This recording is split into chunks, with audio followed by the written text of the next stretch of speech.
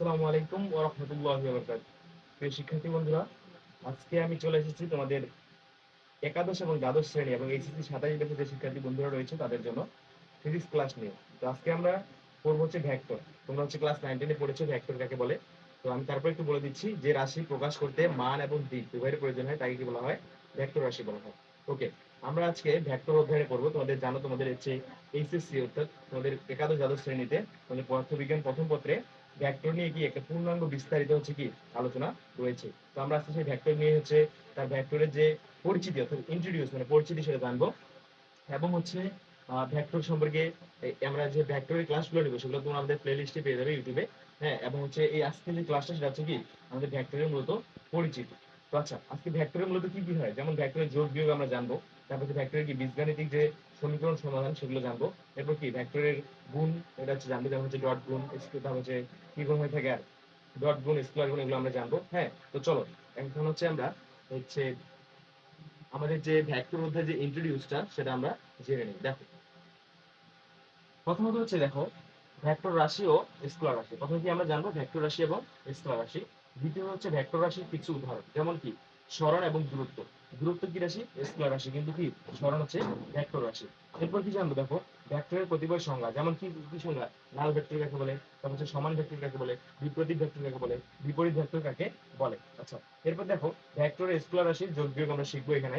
তারপর শিখবো কি ভেক্টরের ত্রিভুজ সূত্র। তোমরা যদিও 9 10 এটা হচ্ছে বিস্তারিত পড়ছো, তারপরে এখানে আরো কি আরো আমরা বিস্তারিত জানবো।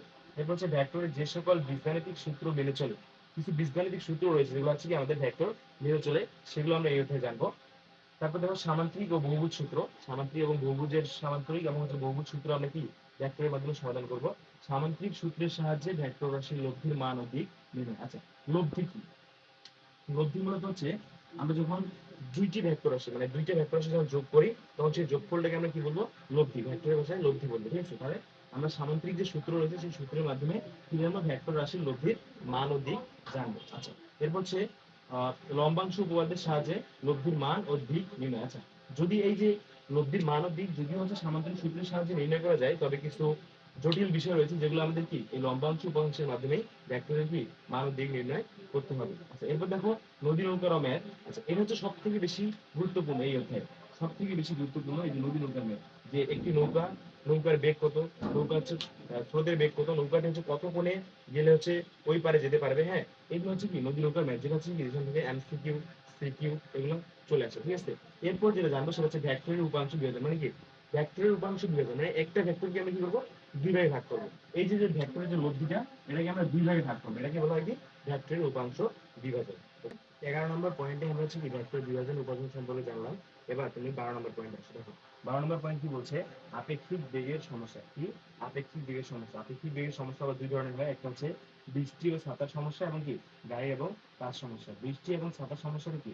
বৃষ্টি এবং ছাতার সমস্যা হচ্ছে যে তুমি কত বেগে ছাতা ধরলে বৃষ্টি তোমার শরীরে পড়বে না বা হচ্ছে তোমার শরীর ভিজবে না। এরপর দেখো গাড়ি সমস্যা, গাড়িটি কত দ্রুত চললে বা কত বেগে চললে সেটা কি তার কাজ ভিজবে না, তার পেছনে কাজ ভিজবে না। আচ্ছা, এরপর আসো দেখো কি বলছে? দ্বিমাত্রিক স্থানাঙ্ক ব্যবস্থায় ভেক্টরের প্রকাশ। তাহলে দ্বিমাত্রিক স্থানাঙ্ক ব্যবস্থায় ভেক্টরের প্রকাশ সম্পর্কে আমরা এই অধ্যায় থেকে জানতে পারবো। ত্রিমাত্রিক স্থানাঙ্ক ব্যবস্থায় ভেক্টরের প্রকাশ সম্পর্কে জানতে পারবো। ডট গুণ এবং হচ্ছে ক্রস গুণ, ভেক্টরের যে ডট গুণ এবং ক্রস গুণ রয়েছে এই ডট গুণ এবং কি ক্রস গুণ সম্পর্কে আমরা এই অধ্যায়ে বিস্তারিত জানতে পারবো এবং সমস্যাগুলো কি করতে পারবো? সমাধান করতে পারবো। আচ্ছা, এরপর আসো ভেক্টরের ক্ষেত্রফল নির্ণয় এবং হচ্ছে ভেক্টরের ক্যালকুলাস নির্ণয়। ভেক্টরের যে ক্ষেত্রফলগুলো আছে সেগুলো আমরা এই অধ্যায় থেকে জানতে পারবো এবং হচ্ছে ভেক্টরের সাহায্যে আমরা কি যে ক্যালকুলাস গুলো আছে সেগুলো আমরা এই অধ্যায়ে করতে পারবো। আচ্ছা, তারপরে আসো কার্ল, ডাইভারজেন্স এন্ড গ্রেডিয়েন্ট। এটা হচ্ছে গ্রেডিয়েন্ট। হ্যাঁ, কার্ল, ডাইভারজেন্স এন্ড গ্রেডিয়েন্টের যে সমস্যার সমাধানগুলো আছে সেগুলো আমরা এই ভেক্টরের মাধ্যমে এই অধ্যায়ে করতে পারবো, ঠিক আছে? এখন কথা হচ্ছে এই ভেক্টর অধ্যায় কেন শুরু করলাম? ভেক্টর অধ্যায় যদি তুমি ভালো মতো না বুঝো, তোমার যদি ভালো মতো ক্লিয়ার না থাকে, তাহলে তোমার যে বাকি অধ্যায়গুলো রয়েছে পদার্থ প্রথম পত্রে, পদার্থবিজ্ঞান বইয়ের প্রথম পত্রে বা হচ্ছে সেকেন্ড পার্ট বইয়ের প্রথম পত্রে, তাহলে তুমি হচ্ছে এই যে বাকি অধ্যায়গুলো ভালো মতো বুঝতে পারবে না। কারণ কি তোমার যদি ভিত্তি ভালো না থাকে তাহলে কখনোই তুমি কি হবে না, তোমার হচ্ছে যে সামনের দিকে যে বিষয়গুলো আছে সেগুলো কখনোই কি হবে না, ভালো হবে না। একটা বিল্ডিং এর যদি ভিত্তি ভালো না থাকে তাহলে কি সেই বিল্ডিংটা এক সময় ধসে পড়বেই। ঠিক সেরকম তোমার যদি হচ্ছে ভিত্তি ভালো থাকে তাহলে কি তুমি বাকি যে অধ্যায়গুলো আছে সেগুলো ভালোভাবে এবং সহজভাবে বুঝতে পারবে এবং হচ্ছে কি তার সকল ম্যাথগুলো সহজভাবে করতে পারবে। তো আজকে এই পর্যন্তই। তোমরা ভালো থেকো, সুস্থ থেকো। আসসালামু আলাইকুম ওয়া রাহমাতুল্লাহি ওয়া বারাকাতুহু।